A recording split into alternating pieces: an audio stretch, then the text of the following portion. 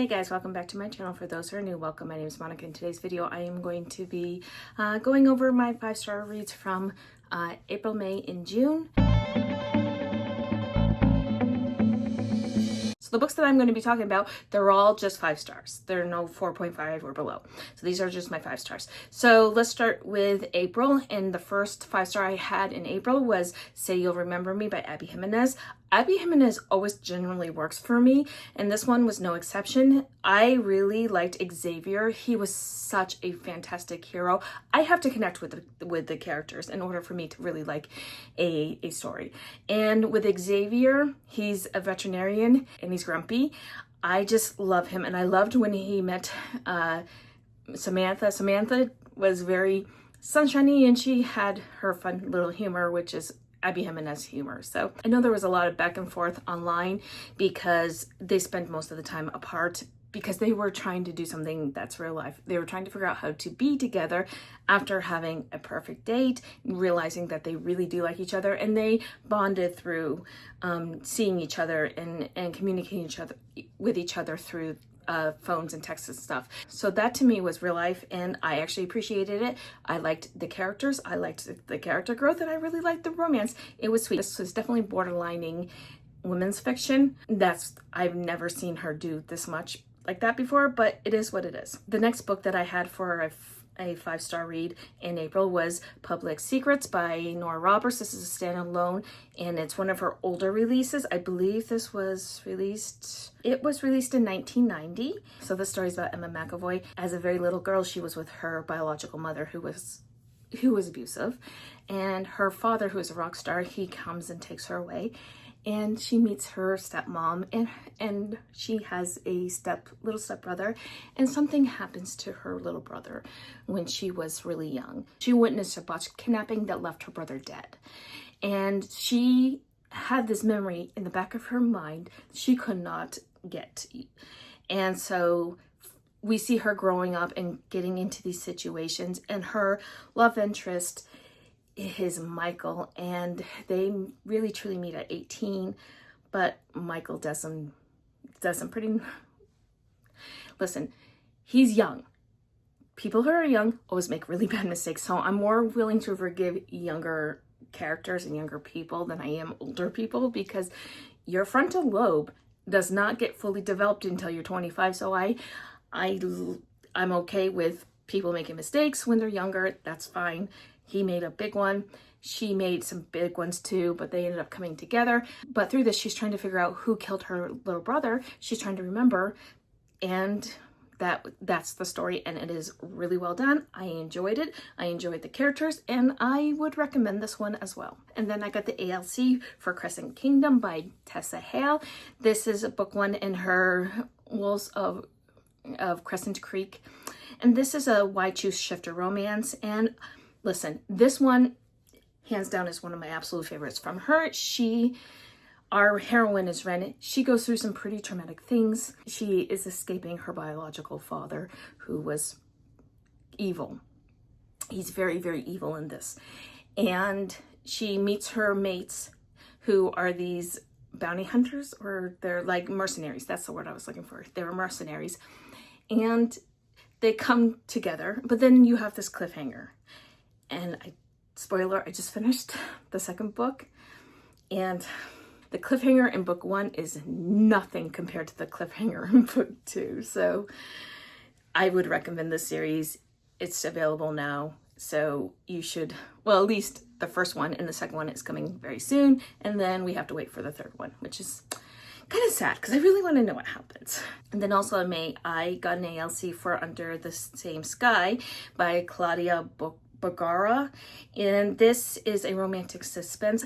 I read a couple Claudia Bagara's books in the past, and they were fine, but they asked me if I wanted to read this because I really love romantic suspense. I was like, sure. And I'm very picky on my romantic suspense, so know that going into this. So I gave it 5 stars because this one is the Temperbridge brothers, and they are in a small town. Nisa, I think that's how you say her name. Her name's Nisa. She left Birchwood Springs very suddenly 3 years ago. It's because she saw people digging graves in her backyard, and they tried to kill her. She escaped with her life, and now she's back because her grandmother said that she is about to die, and so she's coming to take care of her grandmother, but her grandmother's miraculously lives. And she goes back to her home. There's a new guy there, and who's her next door neighbor. His name is Hopper, and he has a 2.5-year-old daughter named Maddie, and they don't hit it off right away, but they do. And he is very possessive over her and his daughter. And this one, the bad guys get very scarily close to them. And oh my gosh, I was at the edge of my seat the whole time. I really loved the characters. I really loved their suspense plot. I really loved the romance and how it developed. I need more people to go read this series. I haven't read the first book yet, but I've read this one, and then the other one is another 5-star, and you'll hear it later on in this video. So that one you need to go read. And then my final 5-star in the month of April was King of Envy by Anna Wong. Listen, I don't really need to tell you all what this is about. This one's been around, but Vuk is everything to me. He is so morally gray, and there's nobody going to be for him but Ayana, and I just loved how he's like, you cannot marry him. You cannot marry him. And how he just maneuvered things. And I absolutely loved his character. I loved everything about this book. My gosh, the touch her and die vibes. He really truly means it in this book. And I loved how she wrote this book. So now moving on to May, I read a domestic thriller from Serena Bowen called Dying to Meet You. And again, I'm not going to say too much about this book simply because I don't want to ruin it for you if you decide to go read this. But this is about a very prominent family in Portland, Maine, and their secrets. And it's about how babies were adopted or sold. And Rowan is our protagonist, and her boyfriend, who just broke up with her, is found dead in front of this house, which she's working at right now as a architect, because they're trying to restore this house. And she has a teenage daughter named Natalie, who, oh my gosh, their banter back and forth is so authentic when you have a teenage daughter. But the true love of her life is her daughter's dad, who was in jail for something, and he's just gotten out of jail. And Rowan's name and Natalie's dad, they are the prime suspect in this murder. So it goes from there. I really enjoyed it. I do recommend it if you want to check it out. So also in June, I read Night Secrets by Kat Martin. This is a historical romance. I mean, we've all heard of this, but the angst in this was everything to me. There was very emotional. Marcus, I absolutely loved him, and he was like his first love. His first love was the ocean and his ship. His second love was everything else. But then Brandy came into his life. She stowed away on his ship, and he had to protect her from some pretty shady people on his ship, right? Some sailors. Well, he and her, they hook up and stuff, and he brings her back home, and she ends up becoming wealthy, and there's an accident, and she takes care of him, and this is everything, and he learns who the true love of his life is, and I just absolutely loved everything about this. I mean, the caretaking scenes in this book are just perfection. So I would recommend this one if you want to check it out as well. And there is no audiobook for Night Secrets. So also in May, I read Rewind It Back by Liz Tomforty. This is the last book in her Windy City series, and this is Rio's book, and I love Rio. There's nothing about Rio I don't love. He met the love of his life, Haley, when he was 12 years old. And she made him a mixtape. And then they go through stuff that happens as they get older. And then something big happens, which breaks them up. And now they're neighbors again in present day. And they have to communicate what happened. And I absolutely loved it. I loved Rio. I love Haley. Haley is such a great heroine. I highly recommend this book if you wanted to check it out, if you haven't already, because I know this book has also been around. So, and the next 5-star that I had in May is The Conditions of Will by Jessa Hastings. I'm not going to say a lot about this book because this is one where you really need to go in blind, but it is very dramatic, very drama. The angst. Sam, who is our hero, is a fantastic character. He's so level-headed, and Georgia, she's such a well-written heroine. She brought a lot of depth into this book, and there's some stuff that happens that are so sad that happened to her, that happened to her brother, but not just her brother. There's just this whole thing, and the drama is very family based. You're gonna really want to punch a bunch of her relatives. I really liked the writing in this. I really liked Sam, and I really liked Georgia. And on a side note, I did hear what she had to say about AI. I still count this book as one of my favorite books of 2025. And I don't know if I'll be reading another Jessa Hastings book, but I can't discount this book and what it did for me as a reader. I already owned the book. I'm not going to not say that I like this book. I'm going to be very honest. Another book that I read in May was Spotlight by Rebecca Jinshak. I love this book. This is the last book in the Holland Brothers series, and I still have to read book 3, which is the comeback. But anyway, this is Olivia and Flynn, and they meet in New York when she was there for her sister's author event, and they have a tryst together, right? And he's there for a baseball tryout. Olivia is a single mom to Greer, and Flynn steps up as the father, even though he's not the biological father, which I absolutely loved. I loved the whole setup of this book. I loved the sports aspects because he is a baseball player, and you do see him playing baseball, which is wonderful in a sports romance.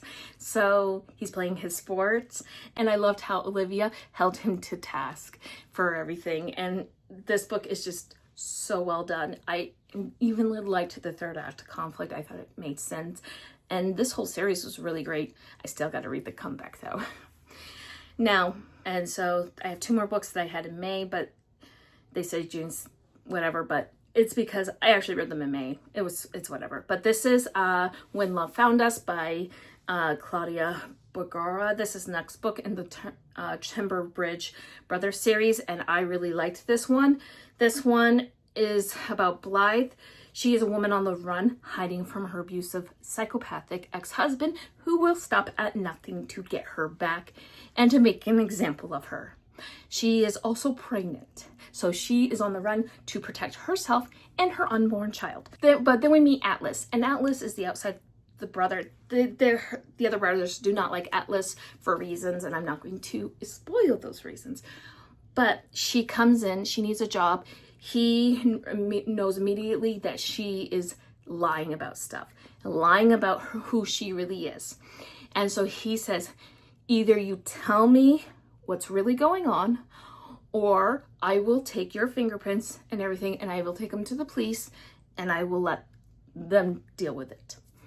He will turn her in. So she's like, okay. She cuts her losses. She tells Atlas who she is, that her husband is this very wealthy and powerful man, and what he's done to her. And he's like, and he protects her. And as he's protecting her from her husband, who's trying to find her, they fall in love, and he takes care of her when she's pregnant. That baby, for all intents and purposes, is Atlas's baby. He treats that baby like it is his. And I love a hero when he does that. This is a surprise baby, but not with the biological father, because you do not want the biological father near this kid. And the who hurt you vibes and the you are my wife, you are my woman vibes that Atlas brings out is everything in this book. And you are still seeing what happened from book 2 in book 3, because there's this secret society in the small town, and there's connections between what happened in the second book to Blythe's husband. So it is a whole big thing. I do recommend this series, and I do recommend these 2 books. I still need to read book 1, but I am really enjoying this series so far. And the last book that I read in May that I absolutely loved was Left of Forever by Tara DeWitt. This one is a second chance after divorce, and this is about Ren and Ellis, and I just loved it. I loved everything about this book. I loved the road trip aspect. I loved how angsty it was in the beginning, and the angst did fade, and I do know that, but it's because they're trying to figure out, can they work out their issues? And yeah, I just really love this book. It's very cozy. I love the characters. I love the character development, the development of the relationship from being divorced into falling in love again. Well, they never really fell out of love. They just had to figure things out. I absolutely love this book and I would recommend it. And then in June, I read At the Edge of Surrender by A.L. Jackson. This, my gosh, this 5-star book. This one is a surprise pregnancy or secret baby surprise dad. This one is about Kane Asher, and he's a bad guy. He's not a good guy. He even says he's not a good guy. Emery Voss lost her twin sister Emily, and Emily left her daughter, who's 4 years old, Macy, in the care of Emery, but with the instructions to go find Kane. And there's reasons for this. Something brutally horrifically happened to Emery when she was a teenager, and her sister when her sister was also a teenager, and they're trying to figure out what happened. And the person, their friend who was gone, where it was their friend. Do not go into it thinking it's light. It is not. This is, I would say, medium dark, so it's grayish because of the subject matter around what happened to Emery when she was younger, and what Kane Asher has done and what he's currently doing to protect other people. So this one I absolutely loved. Macy is a super cute child character who is well written. This one is my favorite in the series, and I do recommend this one. You don't have to read the other two to read this one, but it's a good series so far. This one is my favorite. And then I read Home Run by Lulu Moore, and I absolutely adored this. This was a very cute surprise baby baseball romance. Tanner, he only had eyes for Millie, especially after the Secret Service tackled him, and he wanted nobody but Millie, and he really bugged Millie. But Millie was having a hard time. Something happened with her father, and then one day after he picked her up from the airport, they got down and dirty and she got pregnant, and she did not hide it from him, which I appreciated. And he's like, we're gonna have a baby. Now I gotta make Millie fall in love with me. And that's essentially the story. It is fantastic. I absolutely love Tanner as a hero. I liked Millie.